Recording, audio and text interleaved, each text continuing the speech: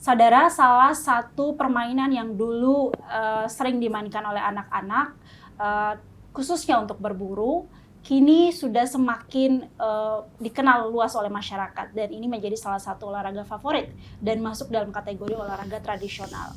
Nah, hari ini kita akan berbincang langsung dengan para prospek forum silaturahmi pecinta ketapel, khususnya yang di Balikpapan, dan juga kita akan berdiskusi langsung dengan bagaimana sih peluang olahraga ini di tingkat provinsi, khususnya untuk membawa Balikpapan di tingkat nasional. Sudah hadir bersama saya di Sapa Kaltim hari ini ada Pak Minut Budianto sebagai Ketua Pengurus Provinsi. Selamat pagi, Pak. Selamat pagi, Mbak Bon. Ya. Dan Mas Eter Kurniawan sebagai penggiat dan juga pembuat ketapel ya, Pak? Ya, benar. Ya, selamat pagi Bapak-Bapak berdua. Selamat Terima pagi, kasih sudah bergabung di Sapa Kaltim hari ini. Dan kita akan langsung bergabung dengan kedua narasumber kita dan akan berbincang langsung mengenai ketapel yang kini menjadi salah satu olahraga tradisional di Indonesia. Baik, saya ke Pak Minut dulu. Baik. Sebagai Ketua Pengurus Provinsi. Pak, dulu saya pun mungkin di masa pemuda milenial ini sempat mengalami seperti apa sih permainan ketapel saat itu. Jadi saya sempat mencoba permainan ketapel dan itu sudah lama sekali ketapel ini di kalangan anak-anak muda yang zaman itu pernah mencoba dan sempat hilang. Kemudian saat ini euforianya hidup kembali. Nah, kalau dari Pak Minut sendiri melihat apa kemudian yang membuat ketapel ini kembali hidup di saat ini di tengah masyarakat Indonesia, Pak? Baik, Pak. Terima kasih, Mbak Polina. Jadi kalau kita lihat dan kita amati sih sebenarnya titiknya itu waktu zaman pandemi COVID ya, tahun 2019 kalau tidak salah. Dan di situ itu banyak masyarakat ataupun anak-anak muda itu yang boleh dibilang jenuh dengan situasi pandemi yang tidak boleh kemana-mana, tidak boleh berinteraksi dengan masyarakat luas atau teman. Misal pun boleh berinteraksi kan harus dengan protokol kesehatan yang sangat ketat ya waktu itu.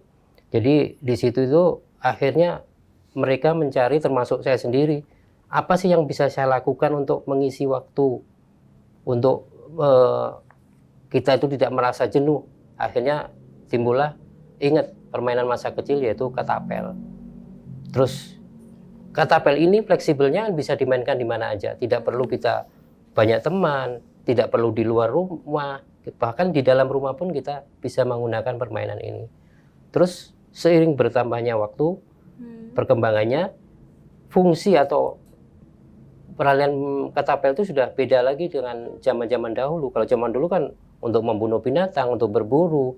Tapi untuk sekarang itu tadi kembali ke rekreasi, untuk ketangkasan. Dan alhamdulillah untuk saat ini ketapel sudah menjadi salah satu cabang olahraga di Indonesia. Jadi perlu perjuangan yang panjang memang Mbak Paulina. Jadi dari tahun ke tahun itu akhirnya di tahun 2023 bulan Februari itu kita sudah mempunyai induk olahraga sendiri yang namanya Polspek, Forum Silaturahmi Pecinta Ketapel.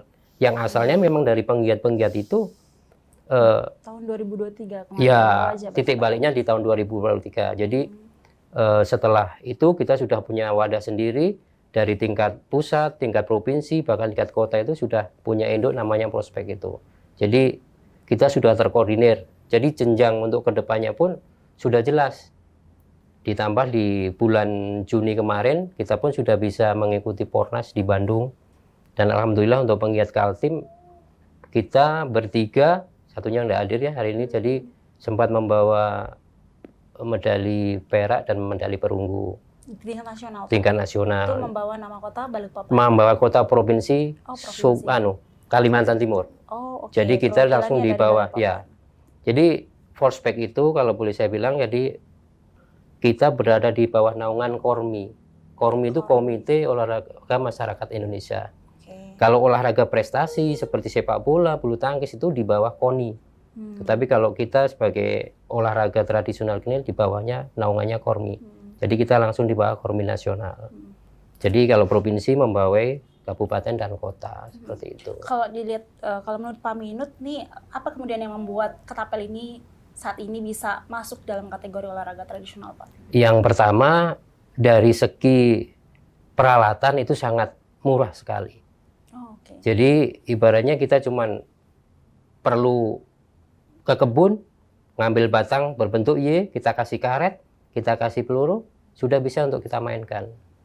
Namun seiring berkembang waktu lagi, sudah bermacam-macam dari bahan yang kita buat. Jadi mulai dari harga puluhan ribu, bahkan sampai jutaan juga. Kalau Bapak dulu pertama kali menggunakan dari kayu juga? Dari kayu, karena memang waktu itu kan memang masih tradisional banget dan belum tahu keadaan di luar seperti apa. Tapi seiring perkembangan waktu yang boleh bilang sekarang sudah canggih, kita bisa beli online, beli apa, bisa tahu di sana. Akhirnya, oh ternyata karetnya harus pakai seperti ini, pelurunya pakai seperti ini. Jadi lama-lama sudah maju setara dengan yang di luar negeri sana, Mbak.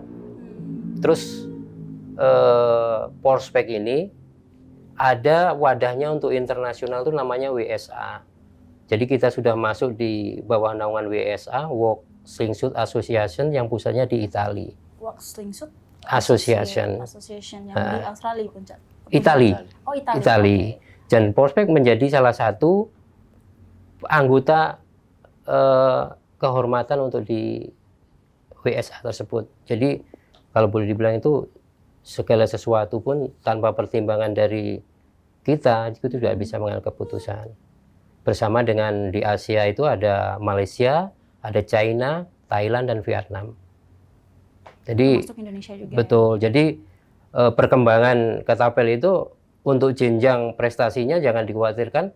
Jadi bukan cuma di lokal aja, bisa nasional, bisa bahkan internasional pun terbuka. Ya. Sudah pernah sejauh yang Bapak bergabung, Bapak gabung di anggota komunitas ini sejak kapan, Pak? Saya sejak 2019 itu sudah mendirikan komunitas. Waktu itu Balikpapan Slingshot. Okay. Kemudian seling bertambah waktu, bertambah anggota juga, terus akhirnya terbentuklah Inorga itu. Akhirnya berkembang lagi di Balikpapan, ada lagi namanya BKB, Balikpapan Ketapel Bersatu. Terus termasuk juga di kota-kota lain, di Kabupaten Pasir juga sudah ada. Ini 2019 Kalimantan Timur aja, atau Bapak melihat se-Indonesia Raya itu sudah dari kapan? Tepatnya ya mulai euforia itu mulai 2019 pandemi. Itu sudah mulai Mbak. Cuman semuanya pandemi. Nah, betul, dari tolak baliknya dari situ. Bahkan untuk teman-teman di luar Kalimantan itu, khususnya di Jawa itu sudah tiap beberapa itu sudah ada liga itu, Mbak. Jadi sudah rutin terjadwal untuk pertandingannya. Jadi kita sendiri selaku penggiat itu juga tidak berhenti di sini aja. Jadi sosialisasi ke sekolah-sekolah pun sudah giat kita lakukan. Artinya kalau ini sudah masuk ke cabang olahraga tradisional, tidak bisa disembarang gunakan lagi kan, Pak, untuk ketapel ini? Betul, betul. Jadi maksudnya kalau dulu mungkin bisa dipakai berburu. Nah, sekarang kayaknya perlu perizinan. Itu mungkin bisa dijelaskan juga izinnya seperti apa, Pak? Kalau sebenarnya masalah itu, Mbak, itu tergantung di oknumnya ya, Mbak ya. Apapun itu kan bisa disalahgunakan. Cuman kita di sini Polspek itu kan memberikan wadah. Jadi ini loh, ketapel itu peruntukannya seperti ini. Begitu juga maksud kita untuk mengadakan sosialisasi ke sekolah-sekolah itu, maksud dan tujuan yang pertama adalah pendidikan dasarnya. Yang pertama, cara pegangnya seperti apa, peruntukannya seperti apa. Jadi jangan sampai nanti ada kasus seperti yang beberapa waktu terjadi itu, orang tua sampai diketapel sama guru diketapel sama orang oknum-oknum itu kan. Hal-hal seperti itu yang sebenarnya mau kita hindari. Ini loh wadahnya. Jadi jangan sampai digunakan. Cuma ya kembali lagi, namanya penyalahgunaan kan apapun bisa terjadi. Cuman kita berusaha semaksimal mungkin sosialisasi bahwa ketapel inilah sarana untuk olahraga, bukan sarana untuk membunuh atau untuk tindak kejahatan seperti itu. Kalau minatnya sendiri, Pak Minut, sejauh ini di Balikpapan seperti apa untuk ketapel ini? Alhamdulillah luar biasa, Mbak. Jadi beberapa waktu lalu itu sudah dari beberapa sekolah tingkat dasar itu sudah mengadakan MOU dengan kita, bahkan peralatannya pun minta support dengan kita. Jadi sudah ada MOU, nanti berkala waktu itu 1 minggu sekali atau 1 minggu 2 kali itu kita latihan bersama di sekolah tersebut. Ya. Maksudnya tinggal ya mudah-mudahan nanti dari pemerintah terkait khususnya Balikpapan lebih memfasilitasi lagi ya. Cuman alhamdulillah di bulan 10 kemarin Oktober kita sendiri juga sudah beraudensi dengan Kormi Kabupaten dan sambutannya luar biasa sekali, mensupport sekali dengan kegiatan kita. Baik, berarti dari 10 kabupaten kota semua sudah masuk di prospek forum silaturahmi pecinta ketapel ini ya Pak di Kaltim sendiri. Untuk saat ini sudah 6 yang sudah resmi Mbak. Jadi Balikpapan, habis itu Kabupaten Pasir, Kutai Kartanegara, Samarinda, sama Kutai Timur. Ada 2 yang masih dalam proses, maksudnya proses kepengurusan seperti itu. Ya mudah-mudahan lancar ya. Amin, baik. Kaltim bisa lebih maju lagi untuk komunitas ketapel ini sendiri. Betul. Jadi harapan yang paling mendasar sih Mbak sebenarnya kenapa kita giat melaksanakan olahraga tradisional ini, maksudnya sih saya miris juga dengan perkembangan anak-anak sekarang yang notabene nggak bisa lepas dengan gadget ya. Jadi sampai segitunya, ibaratnya mau ke kamar mandi atau kemana itu anak-anak saya lihat kalau sudah kecanduan nggak bisa lepas dari situ. Jadi maksud saya memang HP atau gadget tidak bisa dipisahkan, cuman sebisa mungkin kalau dikurangi sebatas dengan keperluan kan lebih bijak seperti itu maksud dan tujuan kita. Baik, mungkin saya ke Pak Eter dulu. Silakan. Pak, sebagai penggiat dan juga maker, kalau Bapak sendiri sejak kapan bergabung di komunitas ketapel ini Pak? Ya, terima kasih Mbak. Ini saya awal mula bergabung ketapel ini pada saat akhir-akhir pandemi sebenarnya.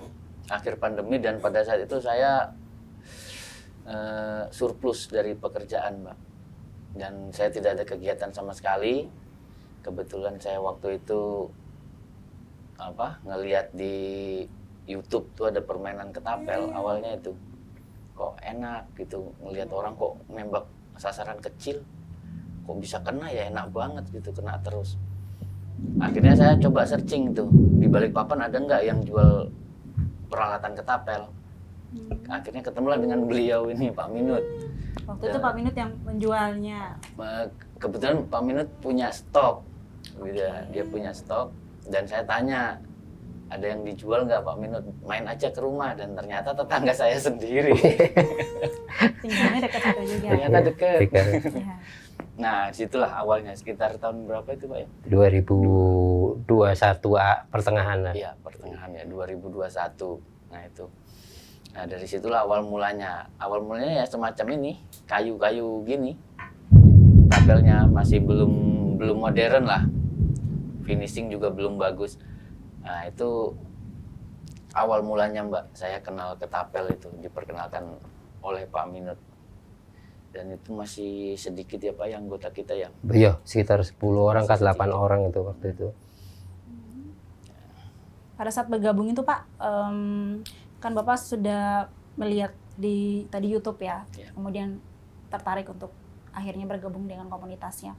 Sejauh ini kalau dari 2021 berarti sekarang udah 2 tahun Bapak di komunitas ini, kira-kira benefit yang didapat Pak Eter sendiri apa setelah bergabung dengan komunitas ini Pak? Saya tuh dulu itu awalnya ya Mbak, saya main itu untuk menghilangi kejenuhan. Pada saat pandemi? Ya, pada saat pandemi itu menghilangi kejenuhan.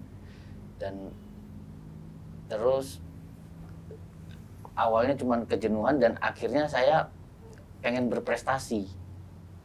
Nah, dan alhamdulillah prestasi itu sudah tercapai di bulan Juli ya. Di bulan Juli kemarin waktu di Bandung. Saya waktu acara Fornas itu. Dari hobi akhirnya jadi prestasi. Ya. Dan ada prestasi-prestasi kecil lainnya di dalam provinsi, misalnya di Samarinda kan kita sering bikin event-event juga Mbak. Untuk ketapel Samarinda, Sanga-Sanga, Balikpapan aja udah ada 4 kali event mungkin ya Pak ya. Iya, lebih ya. Sudah ada 4 lebih event. Dan itu masing-masing ya silih berganti kita untuk berprestasi itu Mbak di situ. Selain tadi juga penggiat dan akhirnya ikut berlomba, Pak Eter ini juga ternyata pembuat juga ya akhirnya ya, dan kemudian menghasilkan income berupa uang. Kita akan ngobrol lebih jauh tentang itu ke Pak Etar. Kita kembali lagi sesaat sesuai jeda.